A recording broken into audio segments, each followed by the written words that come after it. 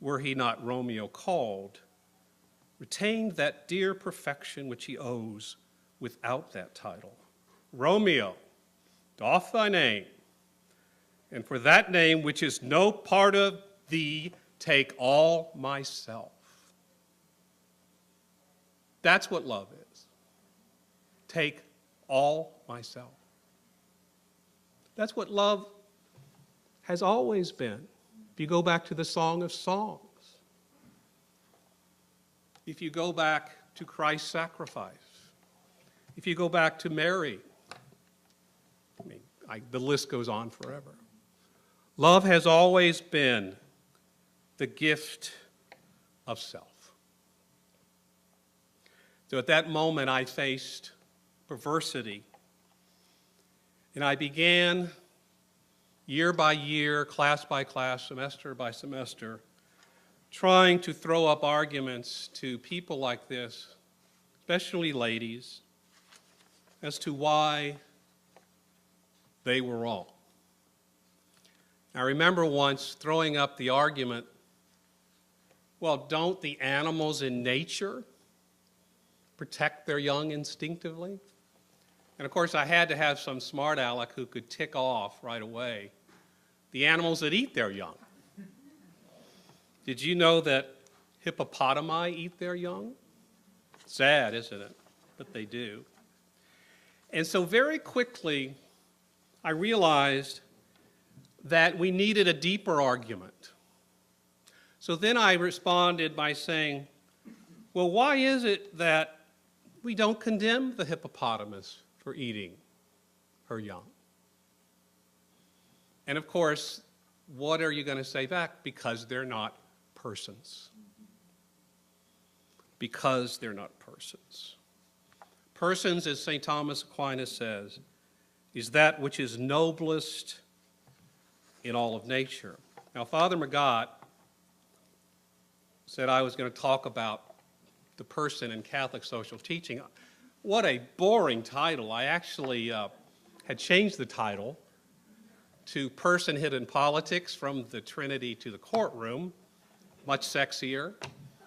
And I promise not to bore you with long readings from the Catechism or encyclicals. However,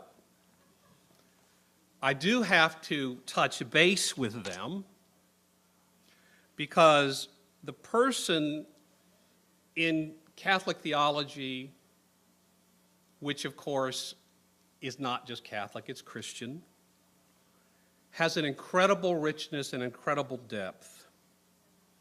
For example, the Church says that because the embryo from the moment of conception is a person must be defended, cared for, and healed.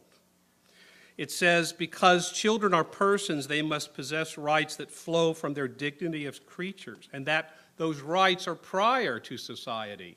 Society does not bestow those rights, nor can society take away those rights. Even further, the Church teaches that any society refusing to recognize the rights of the unborn undermines its own moral legitimacy. And it is the Church's role, now get this, it is the Church's role to remind men of goodwill of these rights and to distinguish them from unwarranted or false claims. Now, when the question comes up of whether or not Catholics should support the Personhood initiative, I just go back to that. I'll read it to you again. If you have friends, Catholic or non-Catholic, priests or whatever, and they want to know why are you supporting the Personhood initiative, just tell them to go to paragraph 1930. Can you remember that, the day after the great, what is it called, the stock market crash? And you read, it is the Church's role to remind men of goodwill that of these rights and to distinguish them from unwarranted or false claims. I first heard about the Personhood initiative back in 2008, I think, when I got a call from a friend in Atlanta, Georgia, who said, Deal, are you aware of what's going on down here? I became a Catholic in Atlanta. I lived there 15 years. And he said, did you know that the Catholics and evangelicals are fighting with the bishop down here about whether or not Catholics should support the Personhood initiative. And I asked about it. I said, well, you know, that sounds like a very good idea to me. And then I started getting calls from Colorado and other places, and then found out that all the bishops, including the Colorado bishops, had made a conscious decision, an announced decision not to support these personhood efforts. And their basic argument was an argument that evidently had been out and around and put out by National Right to Life and some other organizations, saying that when these personhood amendments are taken to court, they will perhaps result in decisions that strengthen the right to an abortion. That someone said earlier, a kind of super abortion right.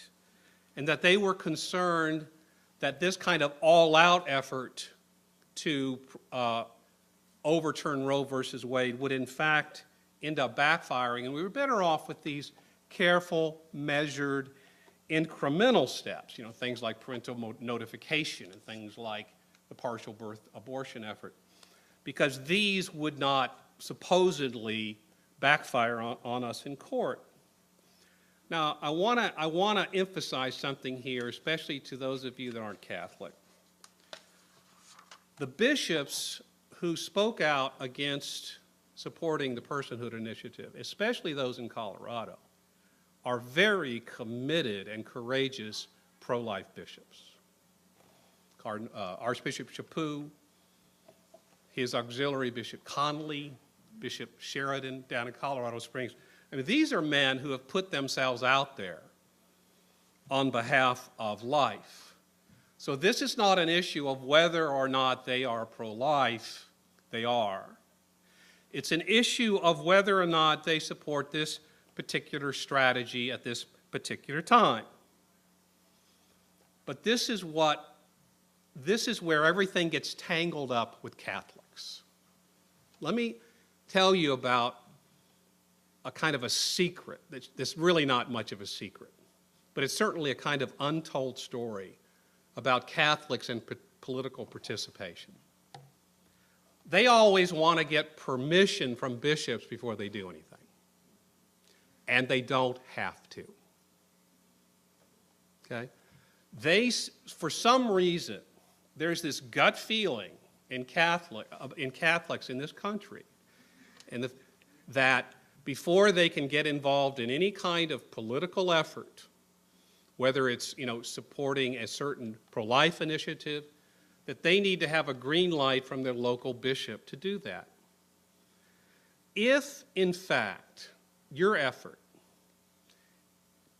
is in concordance with the teaching of the Church on the fundamental non-negotiable life issues, you don't need permission. And matter of fact, even if your bishop, as they have done in several states, come out and say, we're not supporting this, you can support it individually because it's a prudential matter. It's not a matter of obligation. Do you hear that? When you have Catholic friends that you're trying to recruit to this effort who say, no, I can't do that, the bishops aren't doing it, you can say, you are free to consider respectfully their position on this, and you can disagree. You can be involved. In fact, the head of the Colorado Bishops' Conference specifically said on the record that Catholics should feel free to support this effort. In fact, later on, the Colorado bishops issued a statement which said that individual pastors of individual parishes were free to allow the collection of signatures in their parishes if they so choose. So there is this confusion due to a kind of deep, kind of congenital respect for bishops among Catholics in this country that often gets in the way. And I believe, frankly, that this is the reason why Catholics have not come of age politically in this country the way evangelicals have. And this is why, time and time again, Catholics find their political vehicles in evangelical organizations. Pat Robertson told me he thought at least a fourth of his supporters were Catholic. Ralph Reed thought a third. Jerry Falwell thought a third. Time and time again, these major Christian organizations, political and pro-life, have evangelical leadership and they have Catholic support. Now, in the case of Phyllis Schlafly, who's Catholic, for years her followers didn't know she was Catholic.